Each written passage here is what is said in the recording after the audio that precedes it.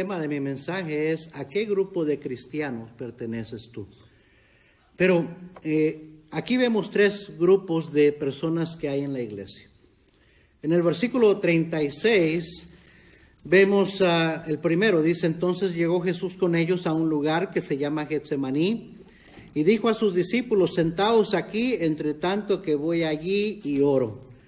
Dice la Biblia que estos se quedaron atrás, se quedaron sentados, y en el versículo 37 nos dice que hubo otros tres que el Señor les dijo que los siguieran más adentro del jardín a ir a orar con Él.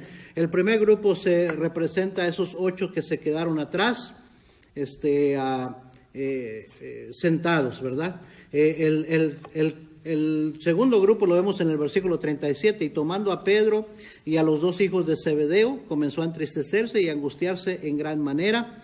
Ese grupo fueron con el Señor más allá para estar más cerca de Él en su tiempo de oración y de agonía, francamente, porque ya estaba a punto de ser entregado y a ir a padecer en la cruz por nuestros pecados. Y luego el tercer grupo lo vemos en el versículo 47, es Judas. Mientras todavía hablaba, vino Judas, uno de los 12, y con él mucha gente con espadas y palos de parte de los principales sacerdotes y de los ancianos del pueblo. Este es el que había dejado al Señor, que después vino con los impíos, con los pecadores, porque ya había traicionado a su Señor. En esta mañana quiero en realidad hablarle de 2 clases de cristianos, de 2 grupos de cristianos: los que son casuales y los que son comprometidos. Amén. Cristianos casuales y cristianos comprometidos. Hermanos, yo fui salvo en el verano. Este mes cumplo, por la gracia de Dios, cumplo 30 años de ser salvo.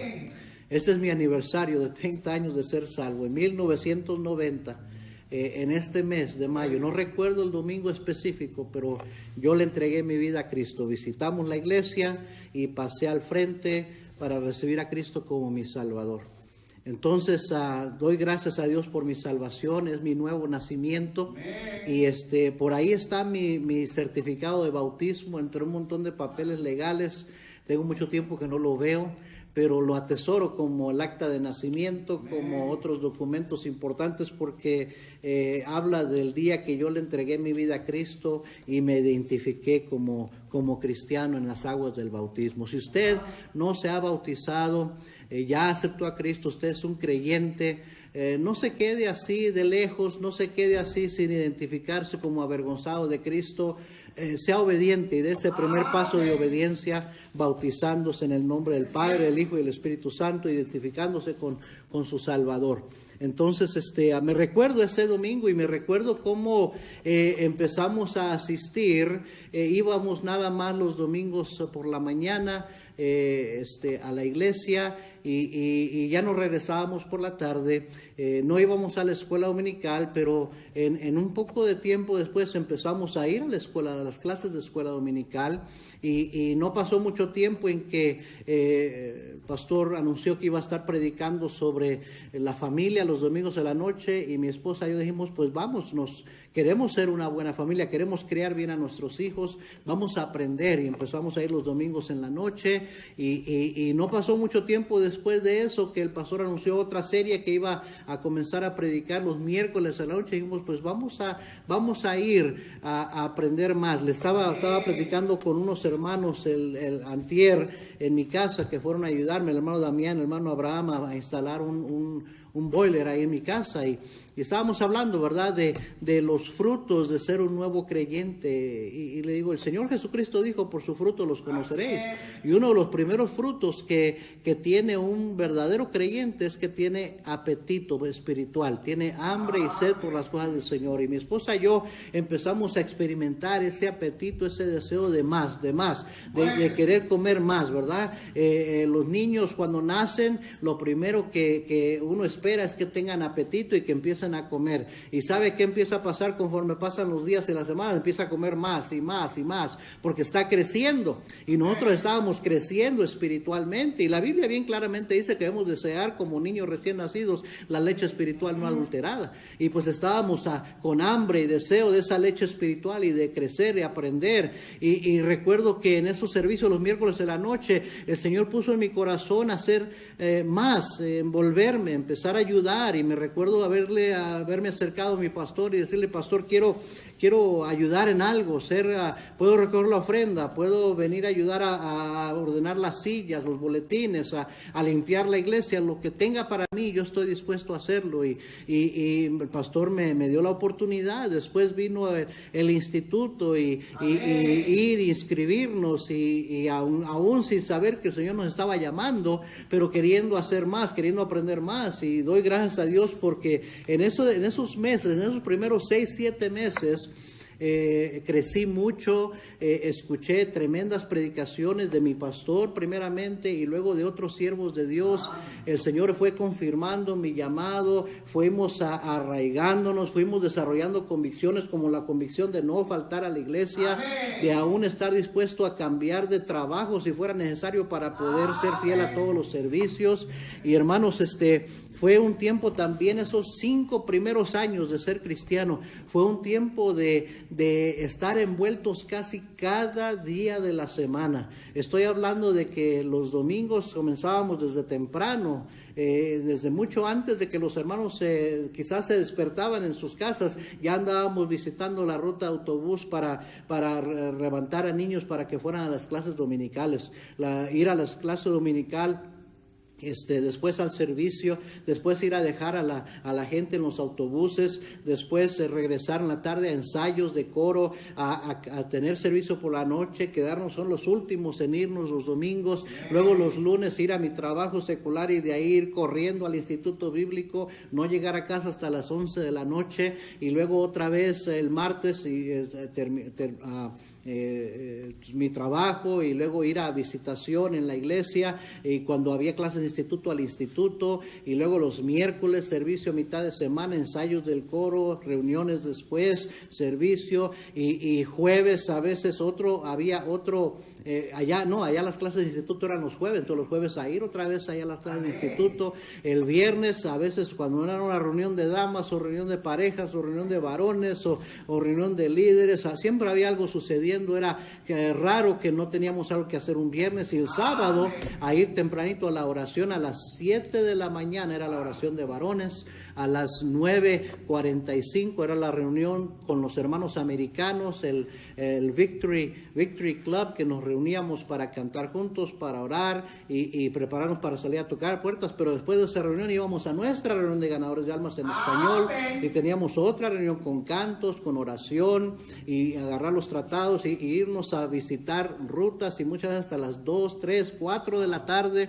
y para agarrar un taco por ahí, correr otra vez a la reunión de jóvenes a las 6 de la tarde. Y cada sábado teníamos reunión juvenil, y luego por las noches a alistar, a preparar lecciones de clase dominical, música para el coro, y el domingo a empezar otra vez. 3 a 5 años de estar con ese ritmo, con ese paso. Mis hijos en el carro, en el asiento de atrás, comiendo McDonald's, papitas y hamburguesas, y así nos andábamos visitando, corriendo de un lado para otro. Cuando era el instituto, era la iglesia, era visitación. A veces se quedaban dormiditos en el pasillo de la iglesia, ya esperando a que nos desocupáramos los líderes, y ahí estaban nuestros hijos, mi esposa esperando a veces hasta las 10, 11 de la noche, los domingos, los miércoles a la noche, o mis hijos en las guarderías, o cuidándolos, alguien en su casa o en mi casa, una niñera, para poder nosotros regresar del instituto, a veces cerca a medianoche. Hermanos, muchos sacrificios, mucho trabajo, mucho esfuerzo, ese paso de llevarlo. La verdad es que no sé si hoy en día tuviera la energía para llevar ese paso que llevaba, pero ¿sabe qué? Recuerdo que fueron los días más felices de mi vida, mi cristianismo, más fructíferos. Y hermanos, yo no sé, le cuento todo esto para decirle de que cuando mi esposa y yo, no se diga mi esposa, ella estaba envuelta igual de ocupada con la hermana Parada, cada cosa que tenían que hacer para las reuniones de damas y otras actividades, ella estaba ahí hasta tarde. Yo me quedaba con niños para que ella estuviera ayudando a la hermana, y a veces llegaba tarde a casa porque estaba trabajando para el Señor. Hermanos, cuando mi esposa y yo, el Señor nos salvó y empezamos a agarrar convicción, nos comprometimos. Nos comprometimos al Señor de lleno, nos entregamos a la obra del Señor. Y no lo lamentamos, nunca lo lamentamos. Vemos hacia atrás, hermanos, ya 23 años aquí en Albuquerque, y nunca nos lamentamos estar siempre ocupados para la obra del Señor, siempre poniendo al Señor primero. Soy el cristiano. Mi esposa tampoco, no somos la familia perfecta, tenemos defectos, tenemos debilidades, pero hemos tratado de servir al Señor con entrega, con compromiso. Y sabe que el Señor nunca nos ha dejado, siempre nos ha bendecido, siempre ha proveído para todas nuestras necesidades. Y lo más maravilloso de todo es que el Señor ha bendecido a nuestros hijos y ahora a nuestros nietos. Ellos están en los caminos del Señor, sirviendo al Señor, y esa es la recompensa más grande, porque nunca en todo ese tiempo que servíamos al Señor lo hicimos de mala gana. Nunca lo hicimos quejándonos, nunca lo hicimos quejándonos de qué ocupados estábamos, de que el pastor era muy exigente, o de que nos pedía que estuviéramos mucho, de que ya teníamos mucho que hacer, que necesitábamos un break. Nunca nos quejamos de estar sirviendo al Señor en su obra, de dedicarle tiempo a la obra, a visitación, a ganar almas, a la obra del Señor. Lo hacíamos con gozo. Mis hijos sí se quejaban alguna vez, especialmente cuando eran adolescentes. Usted sabe cómo son los jóvenes. Ay, ¿por qué otra vez? Ay, ¿por qué tanto? Hay que darnos una vuelta. Los muchachos así son, por su inmadurez, por su necedad natural que ya traen. Pero mi esposa y yo siempre les tratamos de enseñar que servir al Señor es una bendición, un privilegio, y estábamos felices haciéndolo, felices sirviendo al Señor. Y aún le doy gracias al Señor de que a través de los años, y uno ve cosas buenas y malas en la obra del Señor, hermanos, pero no hemos dejado que eso nos afecte, que nos amargue nuestro corazón. Y doy gracias a Dios que hasta el día de hoy anticipo con ánimo venir a la iglesia. Me da gusto verlos a ustedes, ver a los hermanos. Ahorita los extraño tanto, hermanos, y estamos felices sirviendo al Señor. Ya no trabajamos al mismo paso, con la misma energía, pero aún así estamos ocupados, y le damos gracias a Dios que podemos estar ocupados en la obra del Señor. El miércoles pasado estuve en el hospital hasta las 11 de la noche, y el martes me bañé, me cambié, les mandé ese mensaje y nos pusimos a ir a hacer visitas en la tarde. Y no soy un héroe, no soy un super cristiano por hacerlo. Lo que estoy diciendo es de que no voy a quedarme sentado sin hacer nada, nomás porque estoy malito, porque estoy enfermo. No, hermanos. Hermanos, es que el Señor puso en mí un deseo de servirle, un compromiso para mi Señor, y no conozco otro tipo de cristianismo.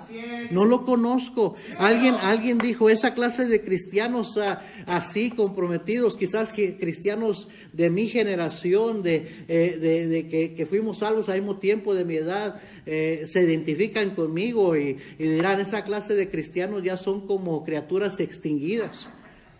Especies extinguidas, ya no hay hoy en día. Hoy en día eso se considera extremismo. Ir así tan recio y servir tanto al Señor y estar tan ocupado, ese extremismo, algunos le llaman hasta fariseísmo. El énfasis hoy en día se ha puesto muy piadoso, ¿verdad? En tu relación personal con Cristo, no tanto lo que haces, sino lo que eres. Y yo estoy de acuerdo. Uno puede tener un desbalance y estar por fuera muy ocupado y no cuidarlo de adentro. Pero hoy en día se ha vuelto otro extremo. No, cuídalo de adentro, no tienes que hacer tanto para el Señor. Hermanos, se ha hecho una énfasis de que cuida tu vida familiar, no descuides a tu familia. Y ¿sabe qué? Viendo a través de los años, sí, quizás pudiera haber hecho algunas cosas diferentes. Y quizás en algunas ocasiones sí pude haberle dado más tiempo a mis hijos, a mi esposa. Pero no lamento, hermanos, el Señor nunca, no hemos visto una consecuencia negativa de haber estado envueltos sirviendo al Señor con compromiso. Dios cuida de los suyos y Dios bendice a aquellos que le ponen a Él primero, que tienen un compromiso con el Señor. La Biblia dijo, yo honraré a los que me honran. Ahí está ese versículo. Primera Samuel 2:30 creo que es. Yo honraré a los que me honran. Y hermanos, Dios nos ha honrado más de lo que merecemos. Otros dicen, no, es que ya no disfruto ser cristiano, especialmente muchos de los millennials hoy en día, hijos de pastores, hijos de cristianos así entregados, andan con ese cuento de que, ay, es que I don't enjoy it anymore. Ya no lo disfruto igual que antes. Uno debería disfrutar su cristianismo. Querido hermano, quiero recordarle que el Señor nos salvó para producir, para llevar fruto y que nuestro fruto abundara. No nos puso para estar de flojos, para estar aplastados calentando una banca, disfrutando nuestro cristianismo. Ya vendrá la eternidad para disfrutar allí la vida eterna. Ya vendrá toda la eternidad, hermanos, para descansar en los brazos de nuestro Señor. Ahorita es tiempo de estar ocupados en nuestra salvación, de servir al Señor, de usar nuestros dones y talentos para el Señor. Hay otros dicen que estoy burning out, me siento burnout, me estoy quemando, estar tan ocupado en la obra del Señor. Hermanos, la Biblia dice que todo tiene su tiempo y todo tiene su hora debajo del sol, debajo del cielo. O sea que, hermanos, Dios da tiempo para todo. Sí, necesitamos ser siempre mejores administradores de nuestro tiempo. Pero necesitamos tener nuestras prioridades en orden y poner al Señor primero. ¿Por qué hay cristianos casuales? ¿Y por qué? Lo más importante es por qué deberíamos todos ser cristianos comprometidos. Necesitamos ver las diferencias más obvias entre esos dos grupos de creyentes. En el versículo 36 dice la Biblia que al primer grupo se quedaron sentados allí, entre tanto que él fue a orar. Dice, sentados aquí entre tanto que voy ahí y oro. Alguien dirá, sí, pero fue el Señor que les dijo que se quedaran ahí sentados. Sí, sabe que el Señor sabe a quién llama, sabe de quién puede depender, sabe quién está dispuesto a ir más allá. Y a esos son los que llama a ir más allá. Y los otros dicen, no, mejor tú quédate ahí sentado. Porque ya nos conoce el Señor, sabe cómo somos. Hermanos, ese primer grupo representa a aquellos cristianos que están contentos con quedarse atrás. Amén. Conformes con estar, como dice ahí, sentados. O sea, no estar haciendo nada para su Señor. Mi esposa me estaba platicando de mi hija Iseli y de mi nieto Lucas. Ellos empezaron a ir a la iglesia la semana pasada, ya abrieron las iglesias, empezaron a tener servicios. Y este domingo, este miércoles pasado, Lucas, mi nieto de 4 años, va a cumplir 5 años, le dijo a su mamá, ¿para qué tenemos que ir a la iglesia? ¿Por qué no nos quedamos aquí y lo vemos en la televisión? Y le dijo mi esposa, ¿pero por qué dices eso? Le dijo mi hija, ¿pero por qué dices eso? Y dice, es que es boring. Está aburrido. Dice, ¿se te hace tu clase de niños? No, la clase está bien, pero el servicio está largo, está aburrido. Mejor vamos a quedarnos aquí en la casa, al cabo que aquí la podemos ver el servicio. Y dice mi hija dice, mira este chamaco, qué fácil se acomodó, ¿no? Mejor quedémonos en casa, y empezó a hablarle, ¿no? Dijo, qué importante es ser fieles al Señor, no faltar a la iglesia, estar allí. Y nosotros, mi esposa y yo, riéndonos por dentro y pensando, ¿verdad?, cómo es la necesidad de los niños. Y estoy seguro que jóvenes también piensan así. No me sorprende que niños salgan con esos disparates y jóvenes también por su necesidad. Pero le digo a mi esposa, te sorprenderías cuántos cristianos adultos van a estar diciendo, ¿para qué voy a la iglesia? Lo puedo ver en mi televisión, en mi teléfono. ¿Para qué voy? Está bien aquí, no vaya a ser que me enferme. Y empiezan a poner pretextos. Hermano, pero este primer grupo representa a esos cristianos que están contentos con quedarse atrás, conformes con estar sentados, no estar muy activos para el Señor, no ser fieles, no estar allí en presentes. Versículo 37 nos habla del siguiente grupo, dice, tomando a Pedro y a los 2 hijos de Zebedeo, comenzó a entristecerse y a angustiarse en gran manera. Entonces Jesús les dijo, mi alma está muy triste hasta la muerte, quedaos aquí y velad conmigo. Este grupo representa a aquellos que quieren andar más cerca del Señor, más de cerca con el Señor en su obra, que aceptan la invitación de ir más allá, de ir más adentro del jardín, más profundo en su cristianismo. Pero mire el versículo 39.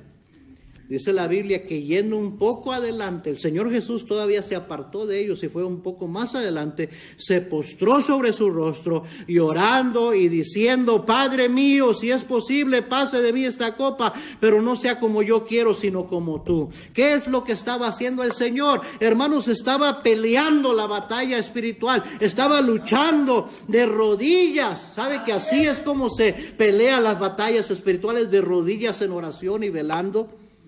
Y eso es lo que vemos ahí, el cuadro del Señor Jesucristo, el cuadro que debería ser de un retrato de cada cristiano, que así pelea la buena batalla de rodillas, dependiendo del Señor. El Señor es nuestro sumo ejemplo.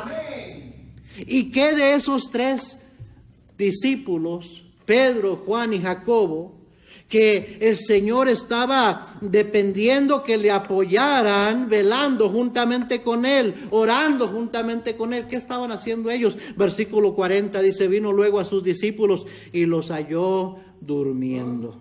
Y dijo a Pedro: ¿así que no habéis podido velar conmigo una hora? Ahora, ¿por qué es la razón que esos tres cristianos, que obviamente estaban dispuestos a ir más allá con el Señor, que tenían mayor compromiso que los que se quedaron atrás sentados, cuál es la razón que no habían velado con su Señor, que habían dejado de orar y se quedaron dormidos? La respuesta la vemos en el versículo 41. Les dice el Señor Jesús: velad y orad para que no entréis en tentación. Oiga bien esto: el espíritu a la verdad está dispuesto, pero la carne es débil. La carne es débil. Hermanos, la respuesta es por su carnalidad. Amén. El Señor les dijo: el espíritu a la verdad está dispuesto. Y qué bendición cuando el espíritu con letra E minúscula, el espíritu del hombre, cuando el espíritu está dispuesto a servir. Y doy gracias a Dios por hermanos que están dispuestos a servir. Dispuestos a decir: heme aquí, ¿qué puedo hacer, Señor? ¿Qué puedo hacer, pastor? Dígame, estoy dispuesto a ayudarle. Dispuesto a ser un maestro de escuela dominical, dispuesto a cantar en el coro y cumplir con los requisitos y venir, ir la milla extra y venir a los ensayos y ser fiel a todos los servicios, dispuestos a ser un ujier, dispuesto a ser una hermana que trabaja de cerca con la esposa del pastor para actividades de damas y conferencias, dispuesto a hasta entrar al instituto y venir a clases entre semana, todavía más allá, para prepararse porque quieren servir más al Señor. Pero tristemente no están dispuestos a hacer, muchas veces no están dispuestos a hacer lo necesario para ser espiritual, para ser un cristiano espiritual, un cristiano fortalecido en el poder de Cristo. Por lo tanto, sí están dispuestos a ir más allá y a servir y a hacer más, pero terminan siendo cristianos débiles, espiritualmente débiles, porque la mayoría del tiempo andan en la pura carne. Un ejemplo entre esos tres discípulos es Pedro. Pedro se creía espiritual. Es más, se creía más espiritual, se creía mejor que los demás. Miren Mateo 26 y versículo 30, ahí en su Biblia. Y cuando hubieron cantado el himno, salieron al monte de los olivos. Entonces Jesús les dijo: todos vosotros os escandalizaréis de mí esta noche. El Señor ya sabía lo que iba a suceder. Y ya sabía que todos iban a atemorizar y iban a huir y lo iban a abandonar. Dijo: todos vosotros os escandalizaréis de mí esta noche, porque escrito está: heriré al pastor y las ovejas del rebaño serán dispersadas. Pero después que haya resucitado, iré delante de vosotros a Galilea. Respondiendo Pedro era rápido para hablar, era el que tenía la primera opinión, era el que pensaba que sabía más que los demás. Respondiendo Pedro le dijo: aunque todos se escandalicen de ti, yo nunca me escandalizaré. Señor, tú estás equivocado, yo no voy a hacer eso. ¿Se imagina lo que está diciendo? Versículo 34, Jesús le dijo: de cierto te digo que esta noche, antes que el gallo cante, me negarás 3 veces. Y otra vez Pedro se pone a contradecir al Señor. Pedro le dijo: aunque me sea necesario morir contigo, no te negaré. Y todos los discípulos dijeron lo mismo. Bien dice el dicho: más rápido cae un hablador que un cojo. Pedro representa al cristiano que es, oiga bien, que es rápido para juzgar a los demás. para señalar las debilidades de otros, dijo, aunque todos estos te negaran. Ya los conozco, sí te van a negar, pero yo no. Mientras que ignoraba sus propias debilidades. O más bien no las quería ver porque el Señor le está diciendo, Pedro, tú me vas a negar. En otra porción de la Biblia dice, tú me vas a negar. No, Señor. Aunque tuviera que morir contigo, yo nunca te negaré. No quería ver su propia debilidad espiritual. Pero el Señor lo conocía. Y el Señor nos conoce a usted y a mí, hermanos. A veces pensamos que estamos muy bien parados, muy bien firmes. Pero, hermanos, el problema es que no nada más miramos lo de afuera. Y el Señor está mirando el corazón. Y cómo andamos en nuestra vida interior espiritualmente. En Mateo capítulo 7, versículo 3, dijo el Señor Jesucristo, ¿y por qué miras la paja que está en el ojo de tu hermano y no echas a ver la viga que está en tu propio ojo? ¿O cómo dirás a tu hermano, déjame sacar la paja de tu ojo y aquí la viga en el ojo tuyo? Hipócrita, saca primero la viga de tu propio ojo y entonces verás bien para sacar la paja del ojo de tu hermano. Me recuerdo un hermano, no voy a decir su nombre, que me reprochaba, años atrás me reprochaba porque dejaba servir a ciertos hermanos, porque él sabía cosas de ellos que no andaban bien. Cuando después me enteré que él andaba visitando sitios en el internet para citar a mujeres casadas, él como casado, un sitio de infidelidad, de adulterio, y andaba paseándose por esos sitios. Y aquí criticándome a mí por qué dejaba servir a fulano y a sutano, que no eran dignos. Me recuerdo de una hermana que se ofendió tanto y se amargó porque yo no discipliné a otro joven que por lo que hizo, y ella quería que lo disciplinara públicamente y lo echara de la iglesia, mientras cuando después su hija cometió el mismo error y terminó amargada y dejando nuestro ministerio, porque veía los errores, los defectos de otros, pero no veía lo que tenía ella misma en su casa. No quería ver sus propios defectos. O aquel cristiano, Pedro también representa aquel cristiano que minimiza sus defectos y errores, mientras que se escandaliza con los defectos de otros, cuando otros cometen errores. O sea, cuando él comete un error, cuando ella comete un error, quiere que nadie se fije, quiere que nadie la juzgue. Pero cuando otro lo hace, es rápido para señalar. En Mateo 23, 24, Jesús les dijo a los fariseos, guías ciegos que coláis el mosquito y tragáis el camello. Y ustedes me han oído usar esas palabras muchas veces. No ande colando el mosquito, hermano, y se va a estar tragando el camello, no tragar. Me acuerdo de un hermano que vino a nuestra iglesia con su familia, se escandalizó porque celebrábamos el nacimiento de Jesús. Mientras que sus hijos andaban en fiestas navideñas mundanas, su hija andaba quedándose a solas en la casa del novio y hasta bebiendo bebidas alcohólicas. Pero no, nuestra familia tiene la convicción de que no celebramos la Navidad y se fueron de la iglesia. Me acuerdo de hace muchos años, cuando mis hijos estaban pequeños, de una familia que me criticó porque teníamos la caricatura esa de Shrek, que es muy vulgar. Nosotros nunca dejaríamos a nuestros hijos ver a Shrek. Pero en su casa luego me enteré que veían esa serie de televisión de Friends, que habla de inmoralidad, de fornicación, de un montón de cosas, y eso lo veían juntos como familia, pero no veían Shrek. A eso me estoy refiriendo, hermanos, cuando colamos el mosquito y nos tragamos el camello.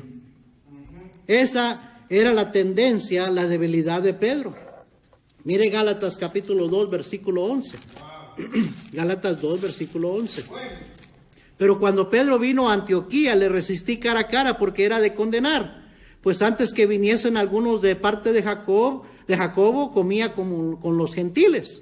Pero después que vinieron se retraía y se apartaba porque tenían miedo de los de circuncisión. Y en su simulación participaban también los otros judíos, de tal manera que aún Bernabé fue también arrastrado por la hipocresía de ellos. Pero cuando vi que no andaban rectamente conforme a la verdad del evangelio, dije a Pedro delante de todos: si tú, siendo judío, vives como los gentiles y no como judío, ¿por qué obligas a los gentiles a judaizar?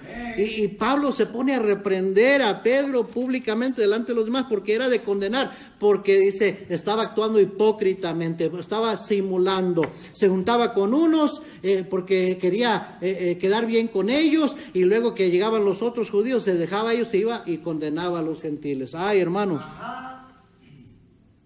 Pedro pensaba y creía que él no era capaz de negar a su Señor, que los otros discípulos sí, pero que él no. Hasta que el gallo cantó. Y dice la Biblia en Lucas 22:62 que Pedro, saliendo afuera, lloró amargamente. Dice la Biblia, hermanos, en 1 Corintios 10:12, el que piense estar firme, mire que no caiga. Pedro tenía un espíritu dispuesto, pero el problema es que era carnal, era orgulloso y era autosuficiente, como muchos cristianos que conozco. En Lucas capítulo 5, ¿se acuerdan de cuando el Señor le llama al ministerio la pesca milagrosa?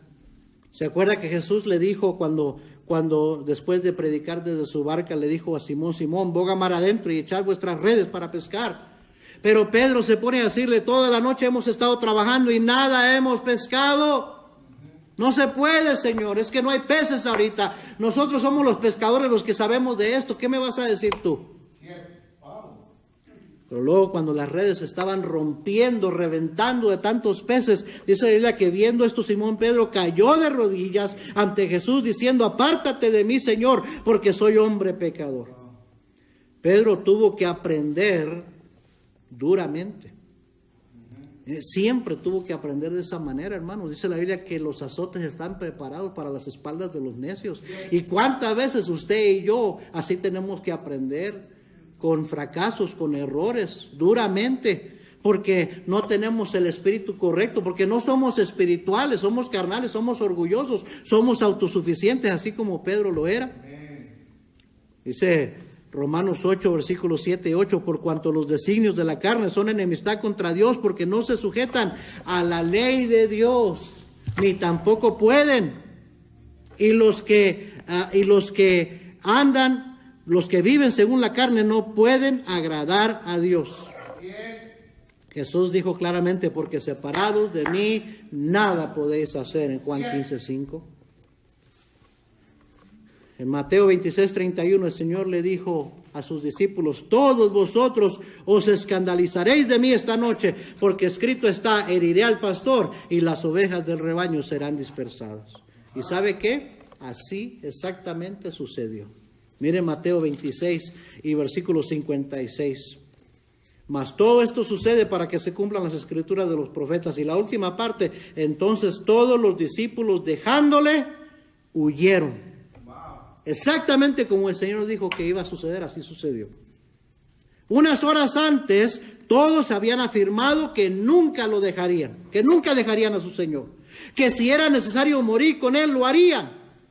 Ay, hermanos, es fácil decir y hasta creer que uno es espiritual cuando todo está bien. Pero cuando llega la prueba, cuando llega la adversidad, cuando vienen las amenazas, cuando vienen las críticas, cuando llega el temor, entonces ¿qué pasa? Recuerde que la raíz de todo es la carne. Ahí está el problema. Nuestro peor enemigo es nuestra carne. Y muchas veces pensamos que somos espirituales hasta que nos vemos frente a una adversidad, a un problema, una provocación, y ahí resalta lo carnal que somos. En cómo pensamos, las decisiones que tomamos, las palabras que salen de nuestra boca, las decisiones que tomamos. Y ahí solamente demuestra que no somos tan espirituales como pensamos ser. Cuando hay la oportunidad, hermanos, Siempre el Señor, siempre la palabra de Dios nos amonesta a orar, a velar, a hacer lo espiritual para estar fortalecidos en el hombre interior. Así es. Pero ¿sabe lo que pasa? No oramos, no leemos la Biblia, no velamos. Y también así, cuando venga la prueba, nuestra carnalidad, en su debilidad, no se va a sostener. No vamos a permanecer. Pero quiero que mire algo más.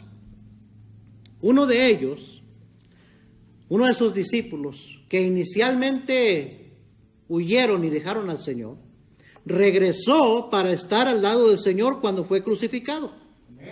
Mire Juan capítulo 19, versículo 25. Dice la Biblia, estaban junto a la cruz de Jesús su madre y la hermana de su madre, María, mujer de Cleofas, y María Magdalena.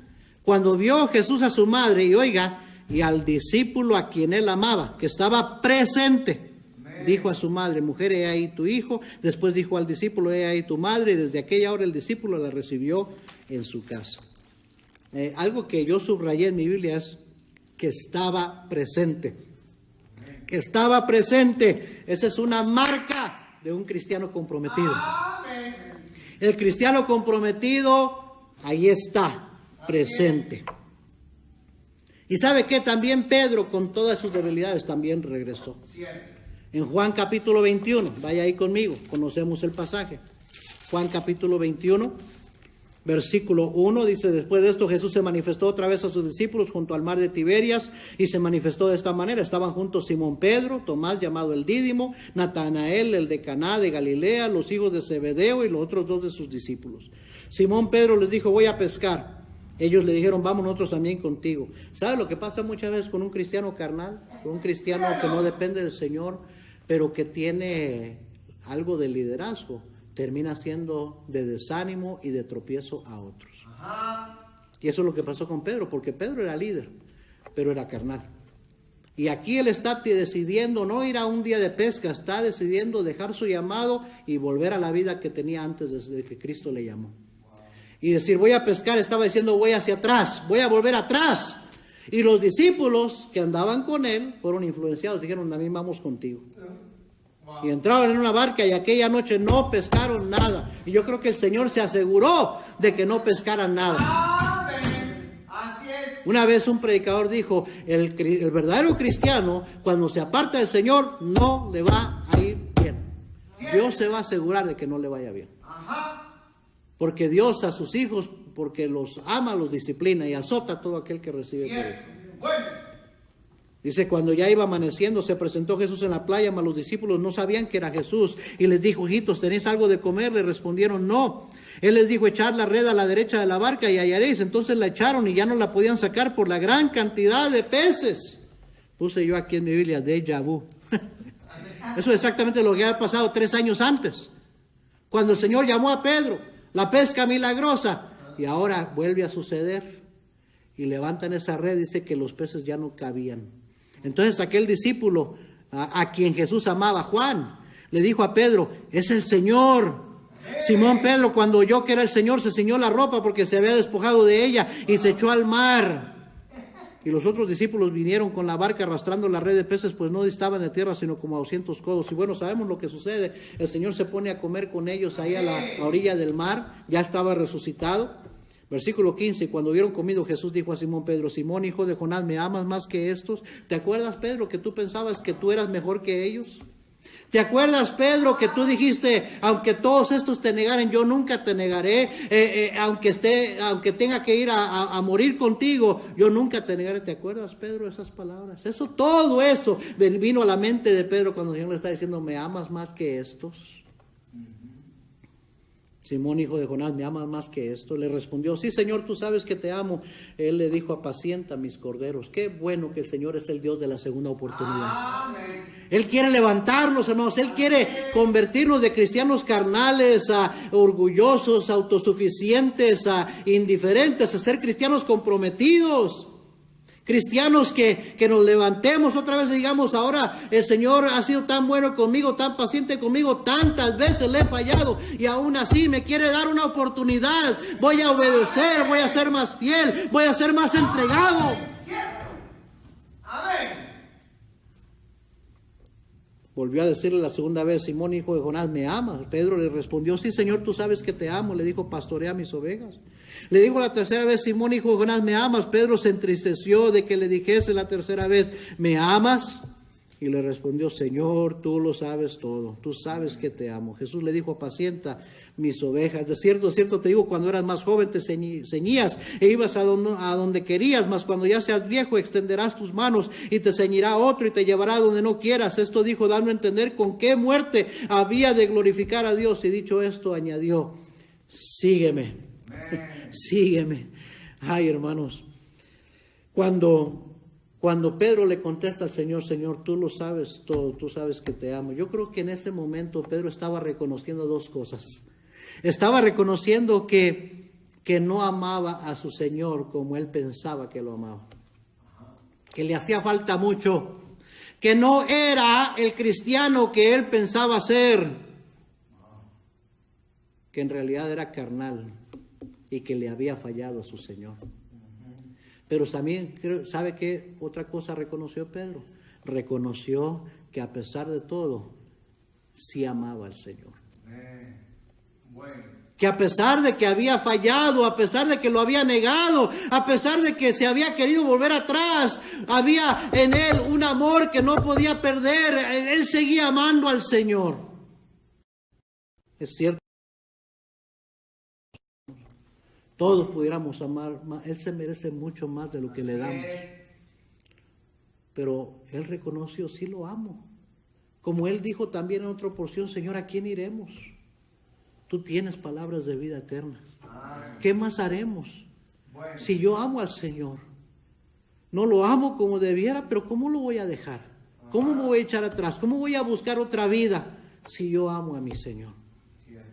Y luego el Señor le dice, sígueme, y vemos en Hechos capítulo 2 a otro Pedro, hermanos. A otro Pedro que con todos sus defectos y sus debilidades no había cambiado, excepto que ahora lo vemos con el poder del Espíritu Santo, parándose a predicar con denuedo la palabra de Dios, y 3,000 son salvos y bautizados. ¡Gloria a Dios! Amén. Mire conmigo Lucas 22. Versículo 54. Ya estoy en la recta final. Lucas 22, versículo 54. Dice la palabra de Dios, y prendiéndole, le llevaron y le condujeron a casa del sumo sacerdote. Y quiero que subraye esto en su Biblia. Y Pedro le seguía de lejos. Versículo 55. Y habiendo ellos encendido fuego en medio del patio, se sentaron alrededor. Y quiero que subraye esto. Y Pedro se sentó también entre ellos. Tiene mucho que ver, esas palabras significan algo. Y Pedro le seguía de lejos, a Cristo le seguía de lejos. Y luego dice que Pedro se sentó también entre ellos, entre los pecadores. ¿Ok? Quiero que vaya conmigo ahora a Marcos 14. Marcos 14. Y versículos 70 y 71. Pero él negó otra vez, y poco después los que estaban ahí dijeron otra vez a Pedro, verdaderamente tú eres de ellos, porque eres Galileo, y tu manera de hablar es semejante a la de ellos. Versículo 71. Quiero que subraye esto. Entonces él comenzó a maldecir y a jurar, no conozco a este hombre de quien hablas. Ahora quiero que vaya otra vez a Mateo 26, 36. El principio de nuestra lectura. Entonces llegó Jesús con ellos a un lugar que se llama Getsemaní y dijo a sus discípulos, sentaos aquí entre tanto que voy ahí y oro. Y quiero que subraye estas palabras, sentaos aquí entre tanto que voy allí y oro. Y ahora déjeme darle, ya subrayamos esos versículos, quiero darle características, oiga bien, de cristianos casuales. Primeramente, cristianos casuales siguen al Señor pero de lejos. Cristianos casuales siguen al Señor, sí, pero de lejos. Así es. No muy de cerca, no sin compromiso. Ajá. Segundo, cristianos casuales tienen compañerismo con impíos. Ouch. Amén. Tienen compañerismo con impíos. No se separan. Tienen amistades impías, mundanas. Tienen relaciones que sostienen y tienen convivio con impíos, con rebeldes, con mundanos. Tercero, cristianos casuales no tienen convicciones. Amén. Pedro, cuando se vio con la presión de ser parte de ellos, empezó a maldecir. Ya no habló como cristiano, no se comportó como cristiano, se comportó como un vil mundano. ¿Sabe por qué? Porque no tenía las convicciones para decir, no, ¿cómo voy a hablar diferente? Si soy hijo de Dios. Y cuarto, cristianos casuales se quedan sentados, no están dispuestos a ir más allá con el Señor, a hacer más por el Señor. Se quedan contentos, conformes, sentaditos, calentando la banca. Hermano, lo vemos ahí, no es casualidad. Estas son características de cristianos casuales. Ahora déjeme dar las características de un cristiano comprometido. Porque a pesar de que en un tiempo abandonaron al Señor, negaron al Señor, volvieron y vemos el compromiso que tuvieron. Así es. Primeramente, el cristiano comprometido está presente. Amén. Así como Juan, al pie de la cruz, ahí estaba presente. Así es. Y hermanos, querido amigo, por ahí comienza todo. Amén. Por ahí comienza todo con estar presente. ¿Cómo va a obrar Dios en su vida? ¿Cómo va a dejar que Dios le toque su corazón y le lleve a tomar decisiones si no está presente? Y la pregunta que yo tengo para todos esta mañana es: ¿dónde va a estar usted el 7 de junio? ¿Dónde va a estar esta noche a las 6? ¿Y dónde va a estar usted el 7 de junio? Perdónenme, hermano, yo sé que algunos están haciendo planes, ya me lo han dicho, que van a salir de la ciudad, y yo no sé si van a estar o no van a estar. No es que le quiera hacer un aguafiesta a sus planes. Pero hermanos, el 7 de junio es el día que reactivamos los servicios de la iglesia. ¿Sabe cómo le estoy llamando a ese domingo? El domingo bienvenido a casa. Y vamos a poner un banner aquí arriba que dice bienvenidos a casa. Y enfrente en la entrada, bienvenidos a casa. Y gloria a Dios que podemos volver a congregarnos juntos. Yo no me perdería ese domingo por ninguna otra cosa. Cancelaría mis planes o los recortaría con tal de estar aquí el 7 de junio, porque mi iglesia otra vez se va a congregar y quiero estar ahí con mis hermanos. Quiero estar presente, porque un cristiano comprometido está presente. Pero no solo se trata de estar presente. Yo estoy de acuerdo con eso. Juan capítulo 13, versículo 21. Juan 13 y versículo 21. Dice la Biblia: habiendo dicho esto, Jesús esto, se conmovió en espíritu y declaró y dijo: de cierto os digo que uno de vosotros me va a entregar. Uno de los presentes iba a entregar al Señor. Entonces los discípulos se miraban unos a otros dudando de quién hablaba. Y uno de sus discípulos, al cual Jesús amaba, estaba recostado al lado de Jesús. Quiero que subraye esa palabra: recostado al lado de Jesús. A este pues hizo señas Simón Pedro para que preguntase quién era aquel de quien hablaba. Él entonces, recostado cerca del pecho de Jesús, otra vez subraya esas palabras, recostado cerca del pecho de Jesús, le dijo: Señor, ¿quién es? Ahora quiero que vaya conmigo al capítulo 21, Juan capítulo 21 y versículo 20.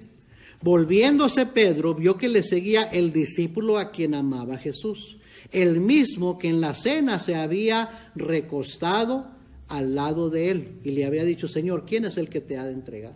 Y ya sabemos que se está refiriendo al apóstol Juan. Juan era el discípulo, es conocido en la Biblia por el discípulo a quien Jesús amaba. ¿Y sabe por qué? Porque todo el tiempo estaba pegado al lado del Señor, recostado en el Señor, cerca del pecho del Señor. Ay, hermanos, no nada más se trata de estar presente. Ahí entre los presentes estaba Judas, el que le iba a entregar, el que le iba a traicionar. No nada más se trata de venir a la iglesia y estar presente, sino estar cerca, recostado del Señor. El cristiano comprometido, número 2, se mantiene lo más pegado al Señor posible. Así es. Jesús dijo, permaneced en mí y yo en vosotros, como el pámpano no puede llevar fruto si no permanece en la vid. Así tampoco vosotros si no permanecéis en mí. Yo soy la vid, vosotros los pámpanos, el que permanece en mí y yo en él. Este lleva mucho fruto, porque separados de mí nada podéis hacer. Así es. Un cristiano comprometido también se recuesta. ¿Y sabe qué es otra palabra para recuesta? Se recarga, se apoya, se sostiene en el Señor. Depende del Señor. No nada más se trata de estar presente. El cristiano comprometido está presente, pero ¿sabe qué? Está lo más cerca, se mantiene caminando lo más cerca de Cristo posible y se apoya, se recarga, se sostiene en el Señor. Depende del Señor. Es el cristiano que no nada más lo dice, sino que lo cree cuando dice todo lo puedo en Cristo que me fortalece. Es aquel que dice como el apóstol Pablo, me glorío en mis debilidades para que repose sobre mí el poder de Cristo. Así es. Bueno. Y número 4, es por eso que lleva fruto. El cristiano comprometido lleva fruto. Amén. En Juan 15:8 Cristo dijo, en esto es glorificado mi Padre, en que seáis así mis discípulos y llevéis mucho fruto. En Juan 15:16 dijo, no me elegisteis vosotros, sino que yo os elegí a vosotros y os puse para que llevaseis fruto y para que vuestro fruto permanezca. Así es. ¿Qué clase de cristiano es usted? Amén. Bueno. ¿Qué clase de cristiano le gustaría ser? Ajá. Hay uno más de los 12 que no podemos ignorar, y ese fue el traidor, el falso discípulo, el falso hermano. En Juan 17, 11 y 12, dijo el Señor Jesucristo que no había perdido ninguno excepto el hijo de perdición. Se perdió. ¿Sabe por qué? Porque nunca fue salvo. Estaba entre los 12, pero no era uno de los 12. En 1 Juan 2:19 dice la Biblia, salieron de nosotros, pero no eran de nosotros, porque si hubiesen sido de nosotros, habrían permanecido con nosotros, pero salieron para que se manifestase que no todos son de nosotros. Pedro dijo de él, y era contado con nosotros y tenía parte en este ministerio. Sin embargo, fue el hijo de perdición. Y dice más adelante en Hechos 1:25 que cayó para irse a su propio lugar. ¿Sabe cuál es el lugar? Al infierno. Judas nunca fue salvo y estaba entre los 12. Y tuvo parte en ese ministerio, el ministerio terrenal de Cristo Jesús. Y si eso le sucedió a nuestro Señor Jesucristo, ¿cuántos no habrá tristemente en tantas iglesias cristianas, bautistas, que están entre nosotros pero no son de nosotros? Oh, querido amigo, no sea usted uno de esos. ¿Es usted un creyente? ¿Ha nacido de nuevo? ¿Es un discípulo, un seguidor de Cristo, o nada más es un simpatizante que está entre nosotros? Jesús le dijo a Judas cuando vino a entregarlo con un beso, le dijo, amigo. ¿A qué vienes, amigo? Era amigo, pero no era creyente. Así hay gente que yo creo que vienen a nuestra iglesia y son amigos de nuestra iglesia. Y damos gracias a Dios por ustedes, pero ¿sabe qué? Usted no se salva por ser un amigo del cristianismo, usted se salva por ser un hijo, por haber nacido de nuevo. Amén. Hermano, hermana, ¿a qué grupo de cristianos pertenece usted? ¿Los casuales o los comprometidos? Y yo le pregunto, ¿quiere seguir allí? Si usted no es un cristiano comprometido y es casual, ¿quiere seguir ahí? Y si usted es un cristiano comprometido, hermano, le insto a que siga siendo comprometido. Amén. Los comprometidos no se aguantan las ganas de poder asistir a la iglesia, de poder envolverse nuevamente, Así es. de poder compartir su fe, de estar activos, Amén. de ser más fieles y más constantes como cristianos. Amén. Tienen un sentido de apreciación mayor por su iglesia. Cierto. Los casuales, así como mi nieto Lucas, así, ¿para qué voy a la iglesia? ¿Para qué voy por la tarde? ¿Para qué voy el miércoles cuando empecemos a venir los miércoles? Lo puedo ver en la tele, en mi conveniencia. ¿Qué clase de cristiano es usted? Ahí está. un cristiano casual o uno comprometido. Oh, hermano, no quiero hacer sentir mal a nadie, no es que quiera caerle encima a nadie, quiero ayudarle. Yo puedo examinar mi propia vida y ver áreas donde necesito ser más comprometido y no ser un cristiano casual. ¿Y qué de usted? El fin de la predicación es eso, para examinarnos a nosotros mismos, ¿no? Así es. Entonces, ¿qué clase de cristiano es usted? Vamos a orar. Señor, bendice esta invitación. Le voy a